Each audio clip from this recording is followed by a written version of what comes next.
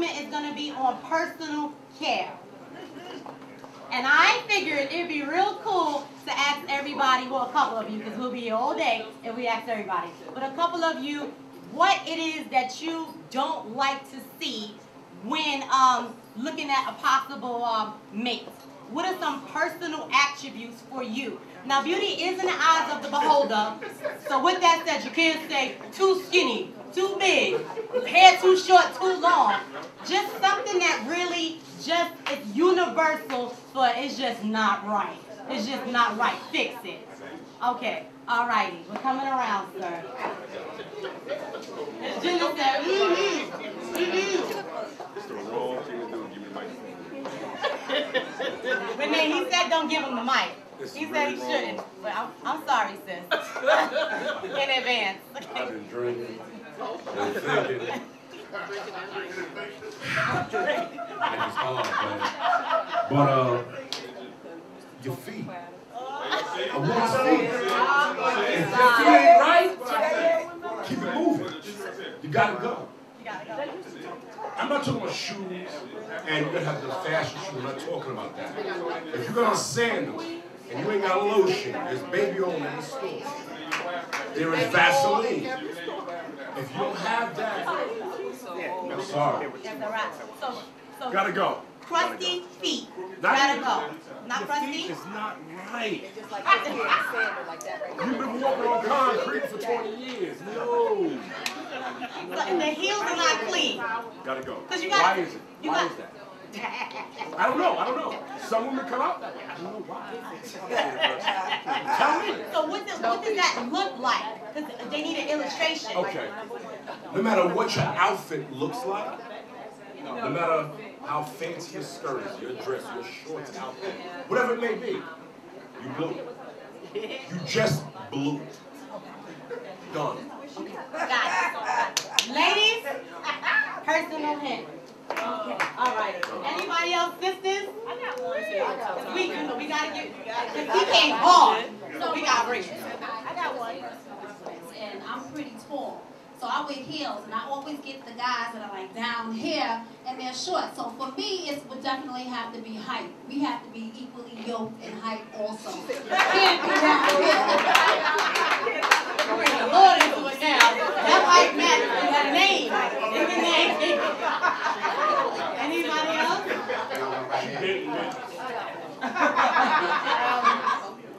My number one pet peeve is breath. Is what? Breath. If your breath stinks, unless you got finished eating something, just finished eating something that, causes an odor with onions or curry or whatever.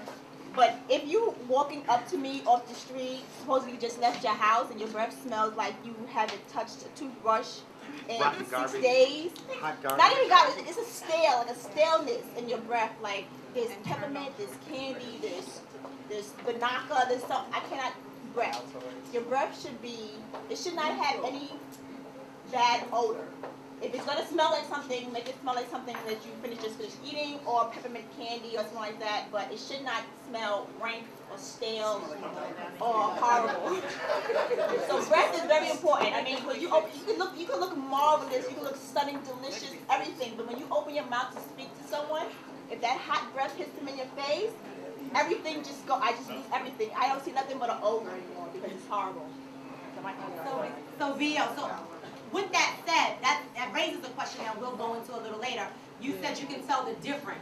So it's a difference between internal BO and like surface, like right up in there BO. It's a difference. Well, I don't know if I can tell the difference between whether it's halitosis internal or if it's just like sitting on the tongue still. But if it's bad breath, it's bad breath. If it's still bad breath, it's halitosis. Actually, you know what? No, because I had a big brother in college who had halitosis.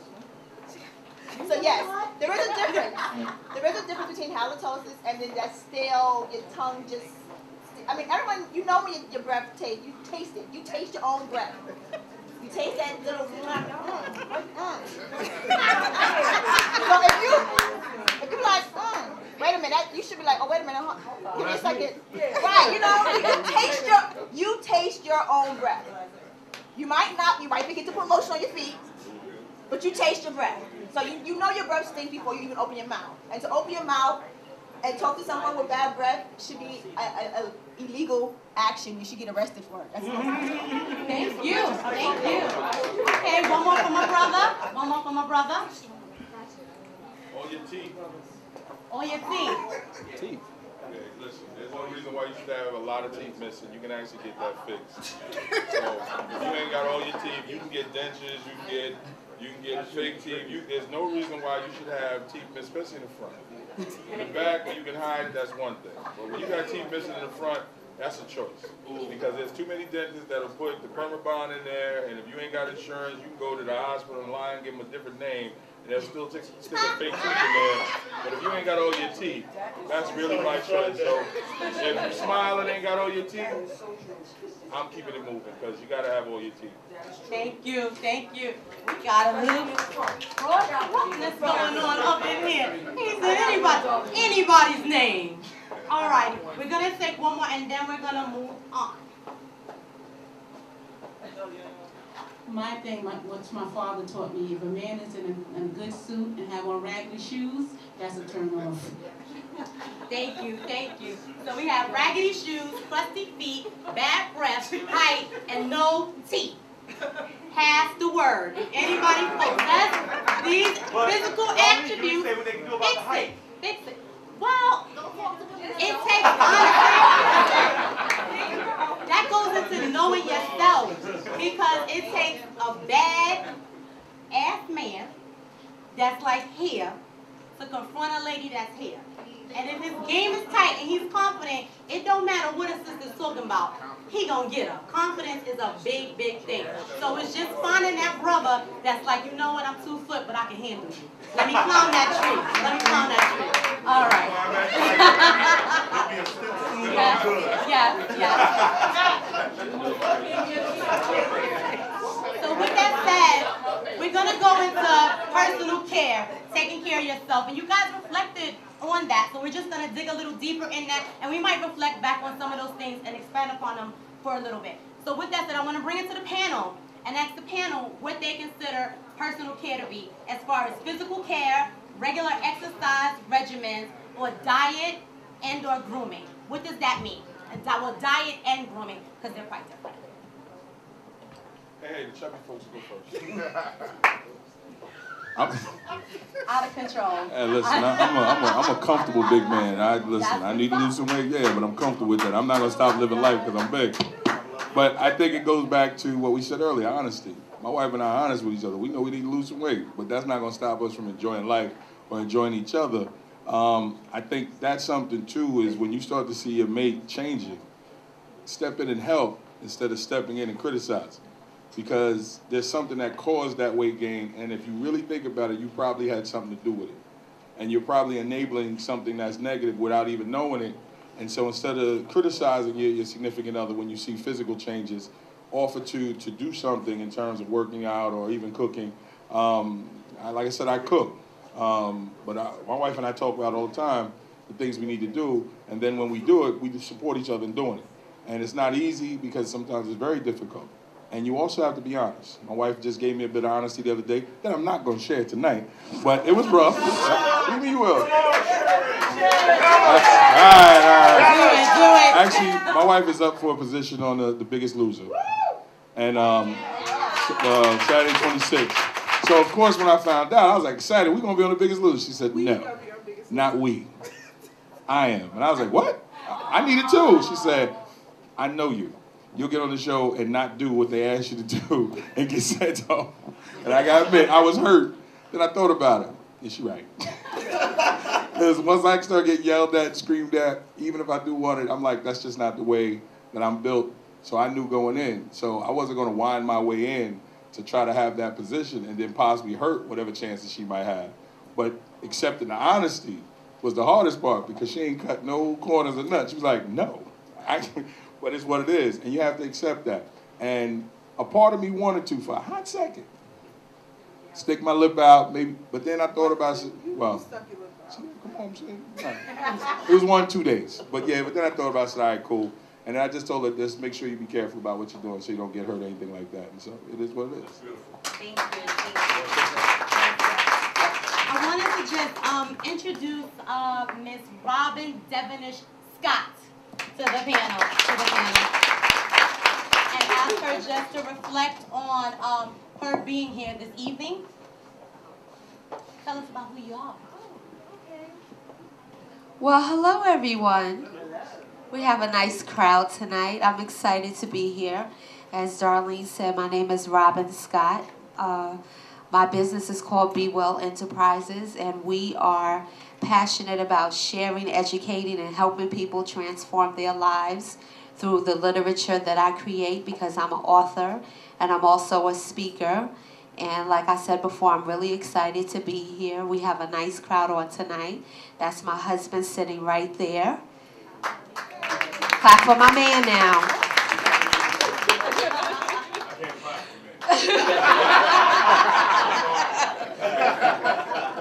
But I just wanted to, if you don't mind, just get into a little bit of the question that you asked about the grooming. Is that okay? I'm going to hold you for 1 second. Okay. We'll come back to that.